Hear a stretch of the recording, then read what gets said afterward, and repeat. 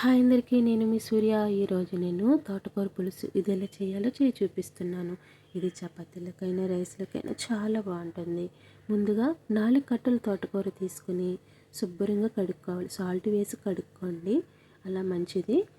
తర్వాత కాడలు లేతగుంటే వేసుకోండి, ముదురుగుంటే పక్కకు తీసి పెట్టేసుకుని ఇలా సన్నగా కట్ చేసుకుని కుక్కర్లో వేసుకోవాలి. ఒక ఉల్లిపాయని సన్నగా కట్ చేసుకుని ఇలా వేసుకున్న తర్వాత 3 పచ్చిమిరపకాయలని పొడవ కట్ చేసి 4 టమాటాలు 4 కానీ 3 కానీ వేసుకోండి. ఇలా సన్నగా కట్ చేసి ఇలా వేసుకున్న తర్వాత 1 స్పూన్ పసుపు, కొద్దిగా చింతపండు నేను చూపిస్తాను చూడండి. ఎంత చింతపండు వేసుకుంటే సరిపోతుంది.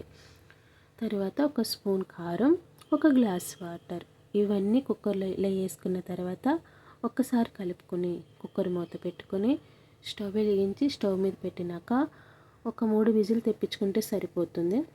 అంటే ముగుడులో వండుకుంటే కాస్త టైం పడుతుంది. కుక్కర్లో వండుకోండి, ఒక 10 నిమిషాల్లో మనకి అయిపోతుంది. చూడండి, ఇలా మెత్తగా ఉడికిపోయింది కదా. ఇప్పుడు పప్పు గుత్తుతో ఇలా మెత్తగా గ్రేవీలాగా చేసుకోండి.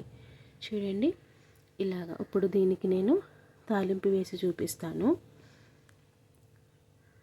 సరిపోతుంది, ఇంత మెత్తగా ఉంటే సరిపోతుంది కదా. స్టవ్ వెలిగించి ముగుడు పెట్టుకున్నాక 2 స్పూన్ల ఆయిల్ వేసుకోండి.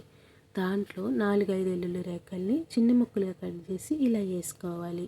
1 స్పూన్ జీలకర్ర, 1 స్పూన్ ఆవాలు, 1 స్పూను కొంచెం మెంతులు కూడా వేసుకోవచ్చు మీరు, 2 ఎండుమిరపకాయలు, 2 రెమ్మల కరివేపాకు, కొద్దిగా ఇంగువ, ఇవన్నీ వేసుకున్న తర్వాత ఒక్కసారి కలుపుకోవాలి. చూడండి, బాగా వేగే వరకు గరిటతోటి ఇలా వేపుకోవాలి.